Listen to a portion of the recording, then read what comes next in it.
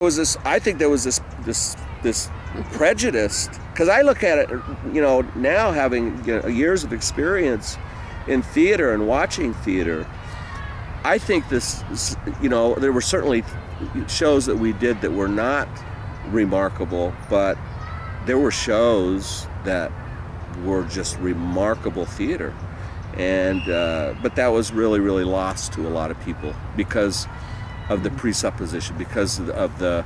Well, don't you think the critics or the press had to get excited about the company, and that didn't quite happen. It did for a while, there was publicity, but the critics had trouble embracing the theater company, and well, I think the flawed productions, there was amateurish, and they just couldn't tolerate that at all. Well, part of that is because they'd never been around a place where plays were being developed. I mean, you're right. Good Lord, if you read Act 1 by Moss Hart, you realize that the development of the play is it's a process. But they would try to kill the process before it could even get going. Yeah, because they wanted polish. And here they were. Because that's what they were that's what they were used to. They were used to plays that had already been developed, that had already had a history. But if you go back and you examine the history of those plays, you would find that there was a whole process leading up to, getting rid of those flaws. Yeah. I still look at, there's still plays now that I see today that have been done worldwide, and I can still see flaws. I can still see. Yeah. But that's. Yeah. Well, I remember one of the critics that reviewed Prince from Saturn. He wrote, "The poor cry out for playwrights to dramatize their plight, but this isn't one of them." Yeah. This playwright is, and here I was living in absolute poverty, and he's telling me that I am not one of them that can write about this. And I thought, and he only gave me a 1.5 stars. Oh, I thought that was the most ridiculous thing. But this and I'm still mad at you, Paul Braun. If you see this, I'm still angry about that review because it was not fair. So I hope you see this interview. Give it to him. Well, and I was just crushed. Well, that's what happens. The art comes along, and then critics come along to crush the spirit of the artist. I mean, it's. Well, what was one of the worst experiences or the best and the worst that you had with one of your plays? Well, I mean, an example of what we just talked about earlier is I just did Under the Desert for the 6th time.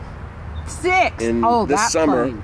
And I thought it was, a play that I'd finally, perfected and got where I wanted it to be, and realized in doing it that it needed more work.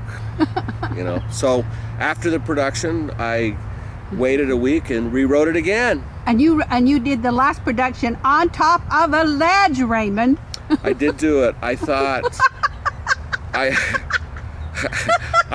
theater, for some reason, theater drives me to do these crazy things. I thought, I will be the guy who does theater in obscure places.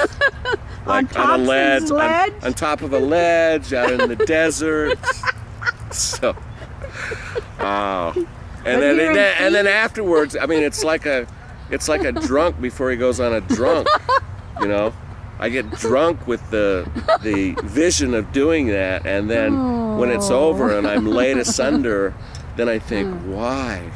I think of Brenda Edwards, who played in that play. How many times? 3 times at least. And Jerry Louisi, who played in it. And each time you'd write a different version, and it would be even more interesting. Oh my goodness, that play's been through so much. The corn, the set. Well, I mean, and I'm not by any means comparing myself to Tennessee Williams, but when Tennessee Williams died at 72, he was working on Night of the Iguana, which is one of his, most famous plays. But he, in reading his story, you realize he never, ever, ever felt that any of his plays were finished. And I think that I think that happens if you keep up the process of presenting again and again and again. Well, before we leave your playwright company, which you ran for 10 years. 12 years. 12? Yeah. Okay, why don't you talk about another play that I thought was stunning. It was a theater event, and it was very sad. When I think of it, I cry. Writer's Block. Would you talk about that? Well, Writer's Block was written by a student of mine named Vince Sorren, who started out as an acting student. I, in fact, wrote a play called Sandstones that was for him. Early on, he was maybe 17 years old.